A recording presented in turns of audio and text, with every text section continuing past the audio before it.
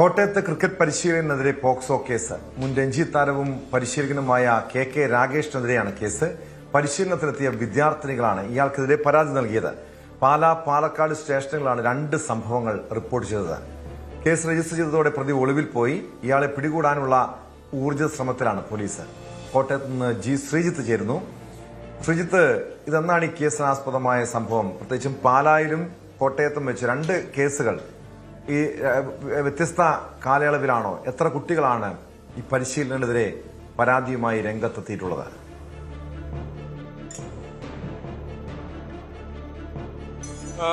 Tom, June മാസത്തിലാണ് പാലായിലും കോട്ടയത്തും വെച്ചല്ല, പാലായിലും പാലക്കാടും വെച്ചാണ് ഈ സംഭവങ്ങൾ ഉണ്ടായിട്ടുള്ളത്. അതുകൊണ്ട് തന്നെ കോട്ടയത്താണ് ആദ്യ പരാതി വന്നത്, പാലായിലാണ് ആദ്യ പരാതി വന്നത്. അതുകൊണ്ട് തന്നെ പാലാ പോലീസാണ് ഈ കേസുകൾ രജിസ്റ്റർ ചെയ്തത്. പാലായിൽ ക്രിക്കറ്റ് പരിശീലനത്തിനെത്തിയ സമയത്ത് പെൺകുട്ടിയോട് ലൈംഗികമായി ഇടപെട്ടു ഇയാൾ എന്നുള്ളതാണ് പരാതി, രാകേഷിനെതിരായ പരാതി. തൊട്ടു പിന്നാലെ തന്നെ അടുത്ത കേസും വന്നു. പക്ഷെ അത് സംഭവം ഉണ്ടായത് പാലക്കാട് ഒരു ഹോട്ടലിൽ വെച്ചാണ്. പാലായിൽ സംഭവിച്ചത് ഒരു കാറിൽ വെച്ചാണ് ഇയാൾ 17 വയസ്സുകാരിയായ പരിശീലനത്തിനെത്തിയ പെൺകുട്ടിയോട് ഈ തരത്തിൽ പെരുമാറിയത്. പാലക്കാട് കുറച്ചുകൂടി അവിടെ കോട്ട മൈതാനത്ത് മത്സരം നടക്കുന്നതിന് വേണ്ടി എത്തിയപ്പോൾ അവിടെ താമസിക്കുന്ന സമയത്താണ്, ഹോട്ടലിൽ വെച്ചാണ് ഇയാൾ ഒരു പെൺകുട്ടിയോട് മോശമായി പെരുമാറിയത്. എന്തായാലും ഈ രണ്ട് സംഭവങ്ങളാണ് ഇപ്പോൾ റിപ്പോർട്ട് ചെയ്തിട്ടുള്ളത്. ഇയാൾ നിരന്തരം ഇത്തരം പരിശീലനത്തിന് എത്തുന്ന പെൺകുട്ടികളോട് ഇങ്ങനെ മോശമായി പെരുമാറുന്ന ആളാണ് എന്നുള്ളതാണ് ലഭ്യമാകുന്ന വിവരം. അതുകൊണ്ട് കൂടുതൽ പരാതികൾ ഉയർന്നു വരുമെന്ന് തന്നെയാണ് പ്രതീക്ഷിക്കപ്പെടുന്നത്. എന്തായാലും ജൂൺ മാസത്തിലാണ് ഈ കേസ് രജിസ്റ്റർ ചെയ്തത്. പക്ഷേ ഇതുവരെ പ്രതിയെ അറസ്റ്റ് ചെയ്യാൻ പോലീസ് തയ്യാറായിട്ടില്ല. അതിൽ കുടുംബങ്ങൾക്ക് ആക്ഷേപമുണ്ട് എന്നുള്ളതാണ് അവർ ചൂണ്ടിക്കാണിക്കുന്നത്. അതേസമയം തന്നെ പോലീസ് പറയുന്നത് ഈ പരാതി നൽകി എന്നുള്ളതും FIR ഇട്ടു എന്നുള്ളതും ശരിയാണ്. പക്ഷേ ഈ പെൺകുട്ടിയുടെ മൊഴിയെടുക്കാൻ പോലും കഴിഞ്ഞിരുന്നില്ല. 21 ദിവസത്തിന് ശേഷമാണ് പെൺകുട്ടി മൊഴിയെടുക്കുന്നതിന് തയ്യാറായത് എന്നുള്ളതാണ്.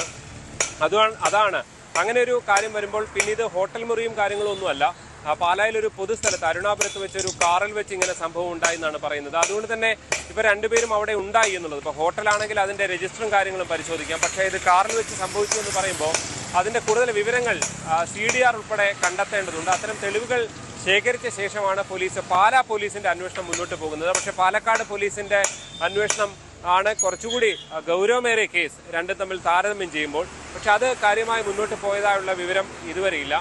എന്തായാലും പാലാ പോലീസിന്റെ ടീം കഴിഞ്ഞ ദിവസവും ഇയാൾ എറണാകുളത്ത് തിരുവാങ്കുളത്താണ് താമസിക്കുന്നത്, അവിടെ ഒക്കെ സെർച്ചിന് പോയിരുന്നു. പക്ഷേ ഇയാൾ മൊബൈൽ സിം കാർഡ് അവിടെ വെച്ച ശേഷം മുങ്ങി എന്നുള്ളതാണ് പോലീസിന് ലഭ്യമാകുന്ന വിവരം. ഇയാളെ കണ്ടെത്താനുള്ള ശ്രമത്തിൽ തന്നെയാണ് പോലീസ് ഉള്ളത്. 2008-2013 കാലയളവിൽ കേരളത്തെ പ്രതിനിധീകരിച്ച് രഞ്ജി കളിച്ചിട്ടുള്ള ഓൾറൗണ്ട് പ്ലെയറാണ് ഈ രാകേഷ്. SBIയുമായി ഒക്കെ ചേർന്നുകൊണ്ട് അവിടെയൊക്കെ ജോലി ചെയ്യുന്നുണ്ട് എന്നുള്ളതാണ്. വിവിധ ക്ലബ്ബുകൾക്ക് വേണ്ടി പ്രാക്ടീസും കളികളും ഒക്കെയായിട്ട് സജീവമായി ക്രിക്കറ്റിൽ നിൽക്കുന്ന ഒരാൾ കൂടിയാണ്. എന്തായാലും തിരുവനന്തപുരത്തെ മനുവിന് ശേഷം ഒരുപക്ഷെ ഞെട്ടിക്കുന്ന ഒരു കാണേണ്ട ഒരു വിഷയമാണ്. പ്രത്യേകിച്ചും ഒരു കായിക താരകമാകണമെന്ന് സ്വപ്നം കണ്ട് പരിശീലനത്തിനെത്തുന്ന വിദ്യാർത്ഥിനികളാണ് ഈ പീഡനത്തിനിരയായത്. പോക്സോ കേസുകളാണ്. ഇയാൾക്കെതിരെ ഇയാളെ കണ്ടെത്താനുള്ള പോലീസിന്റെ അന്വേഷണം എങ്ങനെയാണ്? മറ്റൊന്നാൾ പ്രത്യേകിച്ച് ഒളിവില്ലെന്നാണ് വിവരം. സംസ്ഥാനം വിടാനുള്ളൊരു സാധ്യത ഉണ്ടോ? അതുകൊണ്ട് തന്നെ അത് മുൻകൂട്ടി കണ്ടുകൊണ്ടുള്ള പോലീസിന്റെ തുടർ നീക്കങ്ങൾ എന്തായിരിക്കും ശ്രീജിത്ത്?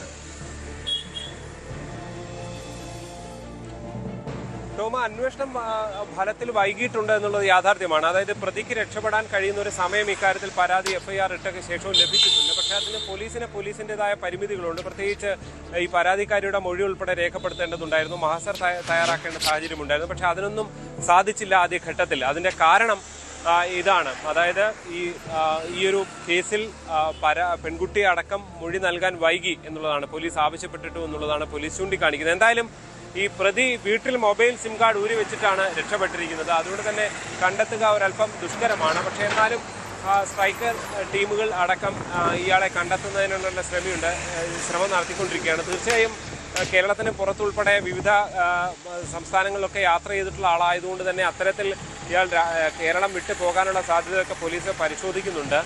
എന്തായാലും പാലക്കാട് പോലീസും ഇത് സംബന്ധിച്ചുള്ള കൂടുതൽ അന്വേഷണത്തിലേക്ക് കടക്കുമെന്നാണ് നമ്മൾ കരുതുന്നത്. കുടുംബം പക്ഷേ ഇത്ര വൈകി എന്നിട്ടും അറസ്റ്റൊന്നും ചെയ്തില്ല എന്നുള്ള പരാതിയുമായി രംഗത്തുണ്ട്. പോക്സോ കേസായതുകൊണ്ടാണ് അവർക്ക് ഇതിൽ പ്രതികരിക്കാനോ അവരുടെ വിവരങ്ങൾ നൽകാനോ ഒന്നും ഈ ഘട്ടത്തിൽ കഴിയാതെ പോകുന്നത്. എന്തായാലും നിലവിൽ പ്രതി ഒളിവിലാണ്.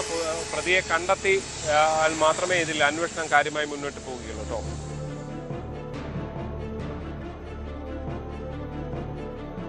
യെസ്, ജി ശ്രീജിത്താണ് വിവരങ്ങൾ നൽകിയത്. പോക്സോ കേസിൽ ക്രിക്കറ്റ് പരിശീലനെതിരെ അന്വേഷണം ഊർജിതമാക്കിയിരിക്കുകയാണ് പോലീസ്. കൊച്ചി. കൂടുതൽ വാർത്തകൾക്ക് news 18 Keralam YouTube channel subscribe ചെയ്യുക.